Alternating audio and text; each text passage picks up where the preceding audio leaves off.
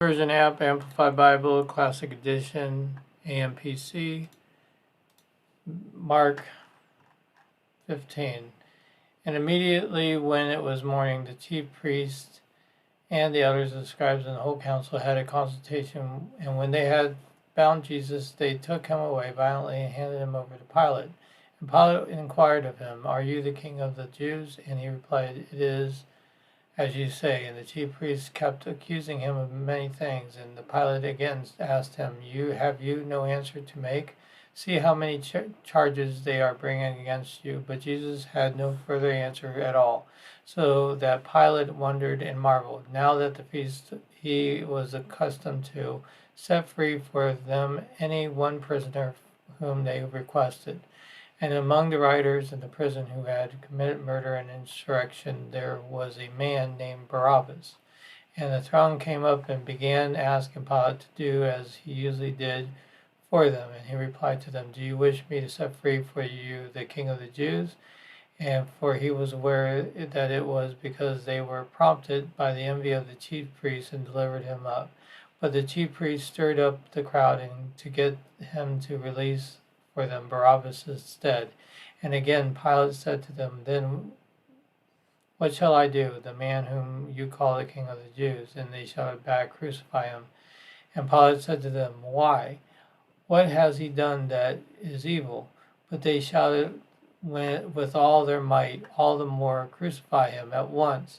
So Pilate, wishing to satisfy the crowd, set Barabbas free for them. And after having Jesus whipped, he handed him over to be crucified.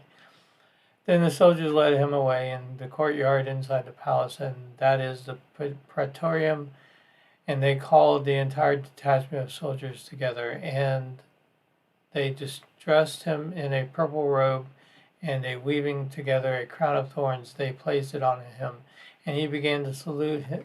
They began to salute him. "Hail, greetings, good health to you, and long life to you, King of the Jews." And they struck his head with a staff made of a bamboo-like reed, and spat on him, and kept bowing their knees in homage to him. And when they had finished making sport of him, they took the purple robe off of him and put his own clothes on him. And they led him of the city and crucified him. And they forced a passerby, Simon Cyrene, the father of Alexander Rufus, who was coming in from the field country to carry his cross. And they led him to Golgotha in Latin Calvary, meaning the place of the skull. And they attempted to give him wine mingled with myrrh, but he would not take it, and they crucified him. They divided his garments and distributed him among themselves. Throwing lots, they decided who should take what. And it was the third hour, about 9 o'clock in the morning, when they crucified him, and the inscription of the accusation against him was written above, "The King of the Jews." And with him they crucified two robbers, one on his right hand and the one on his left hand. The scriptures was filled with which says, "He was counted among the transgressors."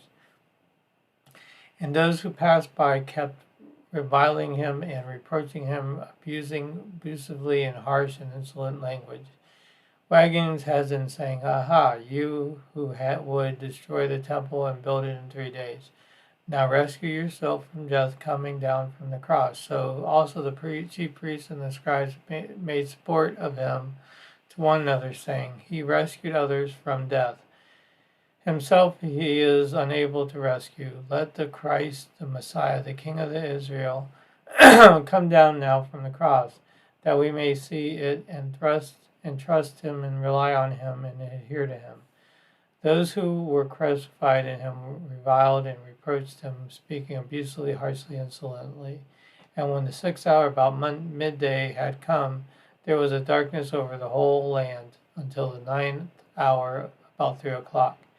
And at the 9th hour, Jesus cried out in a loud voice, "Eli, Eli, lama sabachthani," which means, my God, why have you forsaken me, deserted me, and leaving me helpless and abandoned?" And some of those standing by and hearing it said, "See, he is calling Elijah." And one man ran and filling a sponge of vinegar, a mixture of sour wine and water, put it in a staff made of bamboo like reed, and gave it to him to drink, saying, "Hold off, let us see whether Elijah does come and take him down." And Jesus uttered a loud cry and breathed out his life. And the curtain of the Holy of Holies of the temple was torn in two from top to bottom. And when the centurion who stood facing him saw him expire this way, he said, "Really, this man was God's son." Now some women were there also, looking on from a distance, among whom were Mary Magdalene and Mary, the mother of James, the younger of Joseph, and Salome, and who, when Jesus was in Galilee, were in the habit of accompanying and ministering to him. And there were also many other women who had come up with him to Jerusalem, as evening had already come, since it was the day of preparation, that is, the day before the Sabbath. Joseph, the noble, the honorable, and rank and respected member of the council, Sanhedrin, who was himself waiting in the kingdom of God, daring the consequences, took courage and ventured to go to Pilate and ask for the body of Jesus. But Pilate wondered whether he was dead so soon, and having called the centurion, he asked him whether Jesus was already dead. And when he learned from the centurion that he was indeed dead, he gave the body to Joseph, and Joseph brought a fine linen cloth for swathing dead bodies, and taking him down from the cross, he rolled him up in a fine linen cloth and placed him in a tomb which had been hewn out of a rock.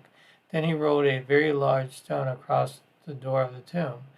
And Mary Magdalene and Mary, the mother of Joseph, were attentively observing where he was laid.